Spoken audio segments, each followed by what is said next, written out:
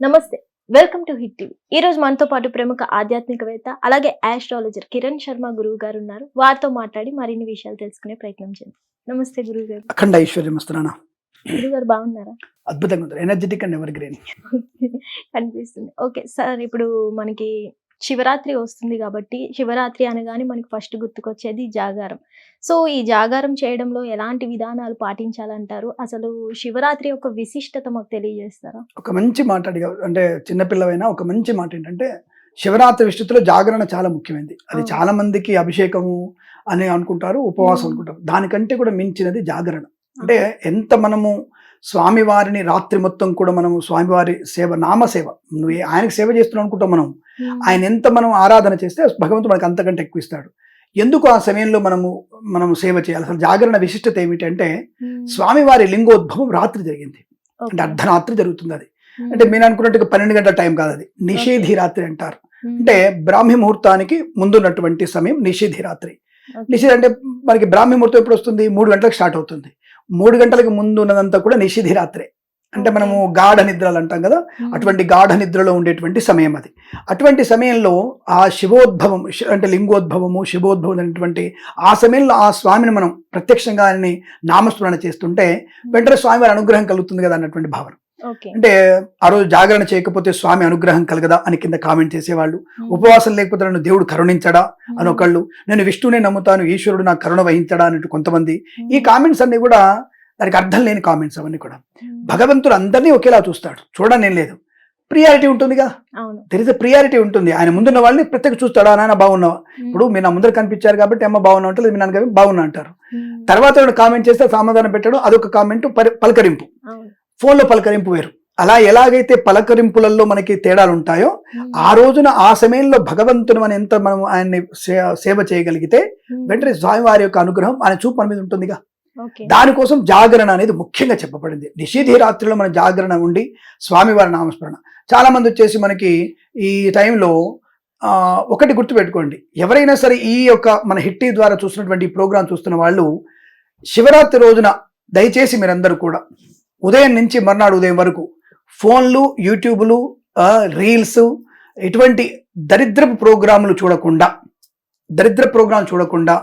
భగవంతుని యొక్క నామస్మరణ ఎవరెవరైతే చేసుకుంటున్నారో వారికి మాత్రమే అనుకూలం ఉంటుంది.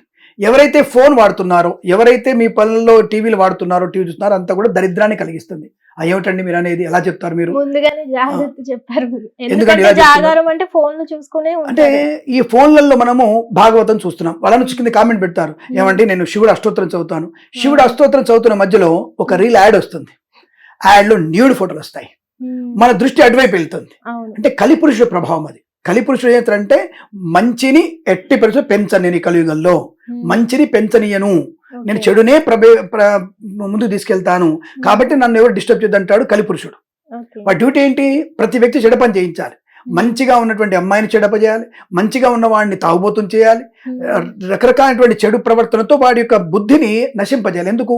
వాడికి పుణ్యాన్ని దక్కనియదు, వాడు పాపకర్మలే చేస్తున్నాడు, పాపాత్ముడుగా మారాలనేది కలిపురుషుడి ప్రభావం. అది తప్పించుకోవడానికే మనకు నోములు, వ్రతాలు, అభిషేకాలు, పూజలు, పునస్కారాలు, ఇంకో మతంలో నమాజులు, ఇంకో మతంలో ప్రార్థనలు, వాళ్ళ యొక్క ప్రార్థనలు, ఇవన్నీ భగవంతుడు చేరుకోవడానికి. రూల్స్ వేర్, అంటే మనకు ఉన్నటువంటి ట్రావెలింగ్ వేర్. ఒకళ్ళు బస్సులో ఒకళ్ళు విమానం వెళ్ళినట్టుగా హిందూ మతంలో ఈ మతం, ముస్లిం మతంలో ఇంకొక మతం, క్రిస్టియన్లో ఇంకొక మతం, వాళ్ళు భగవంతుని చేరుకునే ప్రక్రియలో ఉంటారు. హిందూ సనాధర్మంలో తప్పకుండా మనం చేయాల్సిన పని, నువ్వు జాగరణ అనేది చాలా ప్రాముఖ్యత కలిగిస్తుంది. ఆ సమయంలో ఏం చేయాలి అంటే, నిషేధి సమయానికి ముందు మనం, అంటే 12 గంటలకు అనుకుందాం ఎగ్జాంపుల్ గా, మనకి 15వ తేదీ మనకి రాత్రి midnight 12 o'clock లోపల వరకు అభిషేకం చేసుకోవాలి.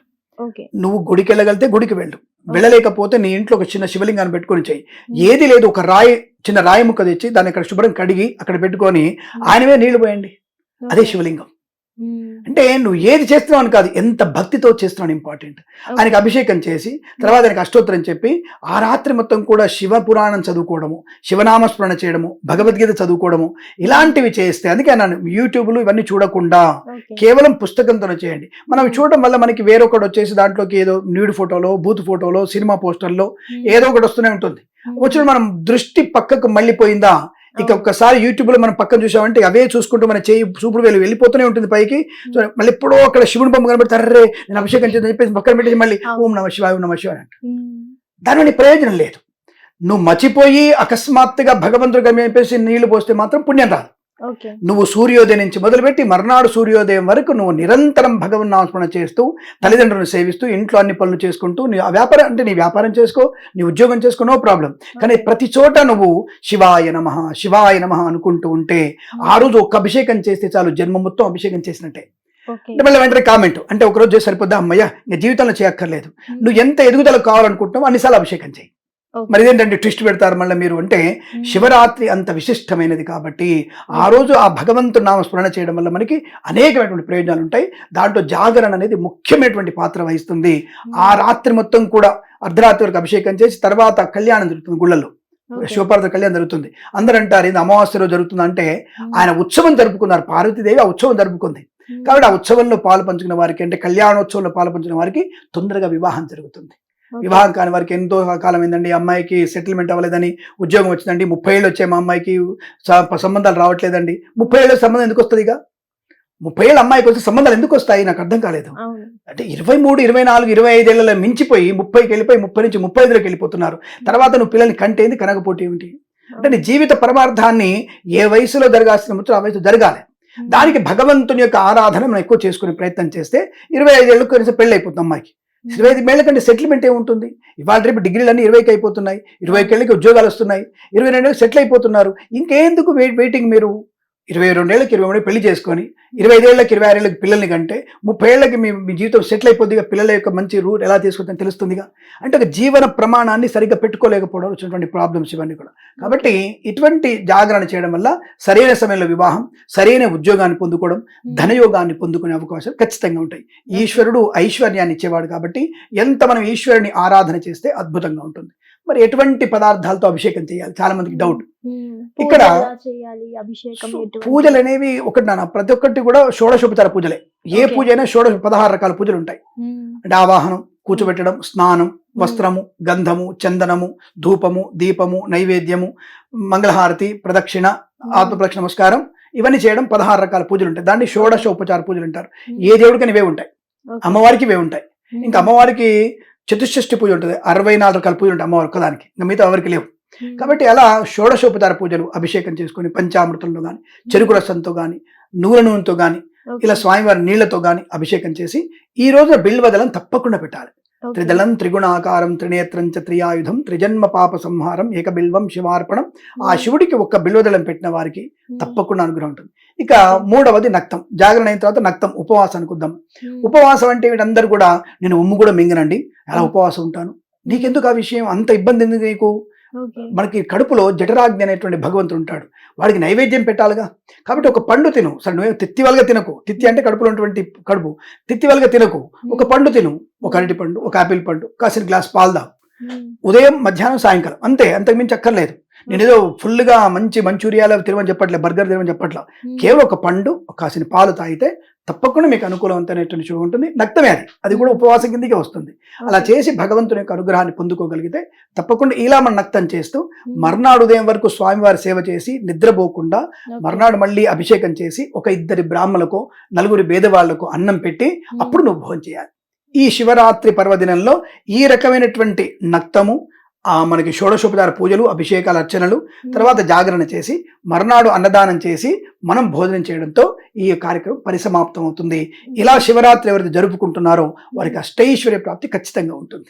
అలాగే గురువు గారు, కొంతమందికి ఈ శివరాత్రికి అని కాదు కానీ ఇంటి దేవుడు శివుణ్ణి కొలిచే వాళ్ళు కొంతమంది ఉంటారు కదా, వాళ్ళు ఏమైనా ప్రత్యేకంగా కొలవాలా? ఏముండదు, నిరంతరం రోజు చేసుకునేటువంటి పూజల్లో ఒక భాగమే తప్ప ప్రత్యేక ఈ శివరాత్రి ప్రత్యేకమైనది కాబట్టి జాగరణ ప్రత్యేకం, నక్తం ప్రత్యేకం.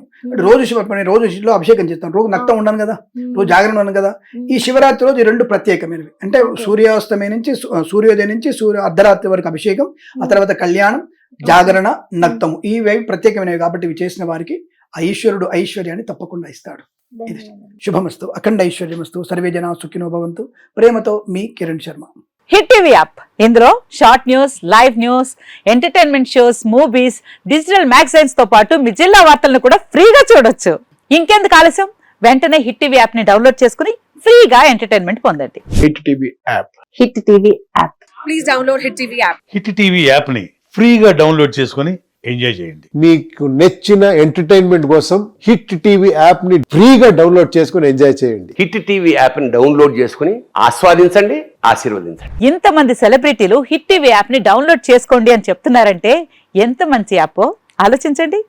అమెరికా అమెరికా అమెరికా అమెరికాలో చదవాలనుకునే వాళ్ళకి విశ్వసనీయమైన పేరు మన శౌర్య consultancy. UK Law 1 Year Masters. UK Law 1 Year Masters. 2 years work permit up to 5 years visa. Contact Saurya Consultancy. Contact 89851 89851.